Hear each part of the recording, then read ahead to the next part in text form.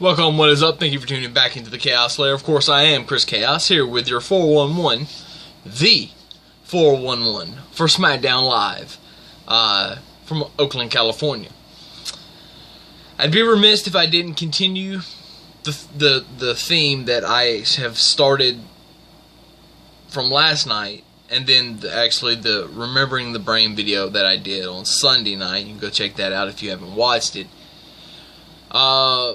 Let's all remember Bobby the Brain Heenan, who passed away on Sunday. I'm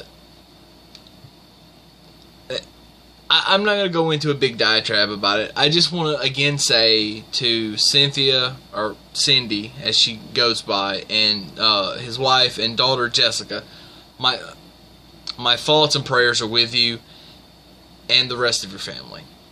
And I just want you to know that I know that you're mourning, and I want you to know, and I know that you already know, that the wrestling world is mourning with you.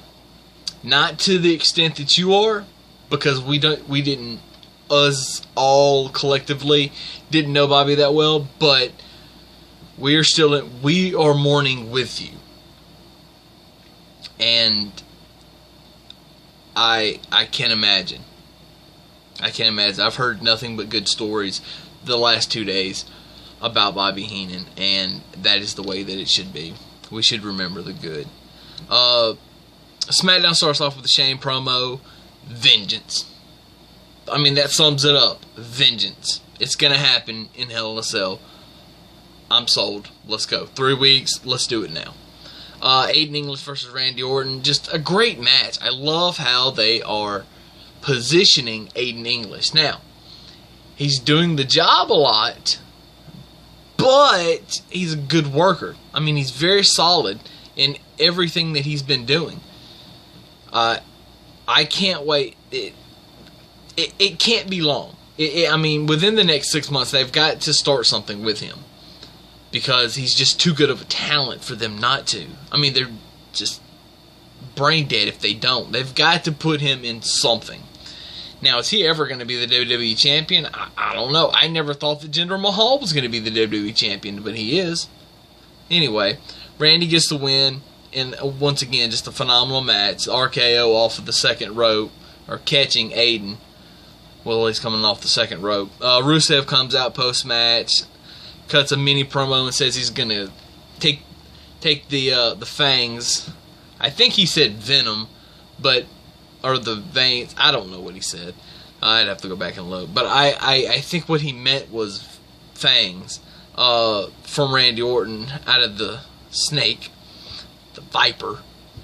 And then we have an impromptu match. Nobody says, let's have a match. No, there was no challenge. There was no acceptance of a challenge. It's just, we're going to fight. All of a sudden, the referee's in the ring. Ring the bell.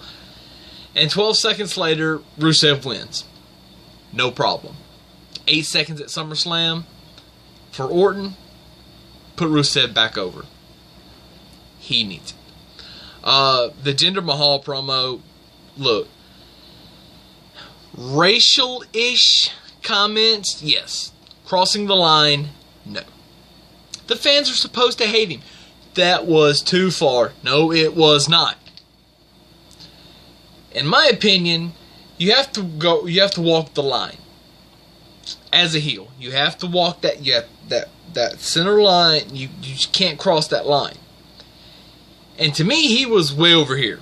He wasn't even close to the line. He was closer to the line than he had been. It's like he's just creeping closer. And I hope he gets closer before Hell in a Cell, because anything that grabs people and pisses them off is good for Jinder Mahal and for the WWE title. I can't wait. But I mean, he just had him in the palm of his hand. Shinsuke backstage said, I believe it was Renee, said he is funny, but he won't be funny when Shinsuke takes the title. So the U.S. title match never happened. Baron attacked AJ as AJ was getting introduced, and then as AJ was down selling, Ty Dillinger comes out, attacks Baron, injures his leg, and then they pull Ty, they're brawling outside, and then Baron gets away. The refs, whatever, agents that were out there pulled him off. Baron gets back in the ring. AJ goes after Baron. Calf crusher, no match. Baron promises revenge. Whatever. I kind of like the dichotomy of these three. I can't wait to see a triple threat match at Hell in a Cell. Why not? Let's do it. Let's open the show with that. Charlotte comes in to address the time away with her dad. I'm glad, very, very happy to know that Ric Flair's doing well.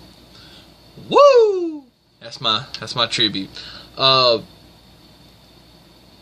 Natalya comes out for her celebration of women. Let's celebrate women. I love women. Let's celebrate them. But she's just trying to celebrate herself. Anybody with half a brain could have saw that coming. By the way, that was a pretty good picture that she had. I just can't lie. Charlotte then challenges her for the belt. Becky comes out, she wants the belt. Naomi comes out, she wants the belt. Tamina comes out, she wants the... Do you see the repetitiveness here? All of the girls are being used. The only one that wasn't used was Carmella. And Carmella doesn't need to fight for a chance at the champion when she can go after the champion anytime she wants. So it was good that she wasn't in that, because she didn't need to be. I do think she should have been on the show. I think she should have been backstage watching. You know, you had Natalya backstage watching. I think Carmella should have been in a different spot in the arena watching, a monitor somewhere. But anyway, Daniel Bryan comes out, makes the Fatal 4-Way, number one contender for Natalya at Hell in a Cell. The Hype Bros lost to the New Day. Usos on commentary. I love the Usos. I mean, just perfect for the match. I'll get to the other bit of news in just a minute. KO via satellite. I apologize, but Shane, it's your fault that I even did that. Adds a little bit of a twist to it. It's not exactly how I thought he was going to go, but it's different. I like it. I'm still sold for Hell in a Cell. Dolph Ziggler comes out. He's still trying out gimmicks, guys. Triple H, Shawn Michaels, who I'm surprised he waited this long to do, and then did DX, and then insulted both of them. I just want to see Ziggler wrestle. Let's just... It's been long enough. They need to have Daniel Bryan put him in a match. It's just been too long. And then the Fatal 4-Way, Charlotte wins. It was a good match. Timing issues in a couple of spots, but it is what it is. No major flags. The New Day versus Usos was announced for Hell in a Cell. I think there's two things that need to be done for this match. Number one, the match needs to be billed as the final encounter, because these guys have been feuding for, since June, end of June, July, something like that. Well, this is leading into October. It's October the 8th is the pay-per-view, so this needs to be billed as the final encounter, the final battle, if you will, the final whatever. Number two, and I've said this before and I'll say this again, this match also needs to be in Hell in a Cell. I mean, think about it. It makes perfect sense. Shane and Kevin Owens, they intensified it to make the Hell in a Cell concept actually work for their story. But these guys, the last tag team Hell in a Cell match, tag team title Hell in a Cell match that I recall happened on Raw in 1998 in June, I think, or it may have been July. It was right around the time of the King of the Ring tournament when Foley fell off the cell. Or was thrown off the cell, whatever.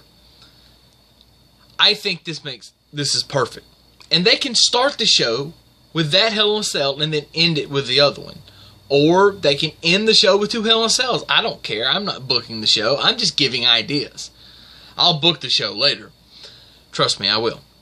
But to me, These guys deserve that spot, especially a high-profile match. You put Hell in a Cell around these guys, it's going to be magic. Look what they did at SummerSlam. Look what they did last week in the Sin City street fight. These guys are money. It's just money. Every time they have worked, it's been money. This makes sense. Put it in Hell in a Cell. Give the people what they want. Give the people what they want. It is best for business, and it is too sweet. That's all I got, guys. Make sure to go watch 205 Live, because I think there might be a double turn happening. I guess we'll see on Sunday. For now, that's all I've got. Deuces. As always, see you guys later. Chaos is out.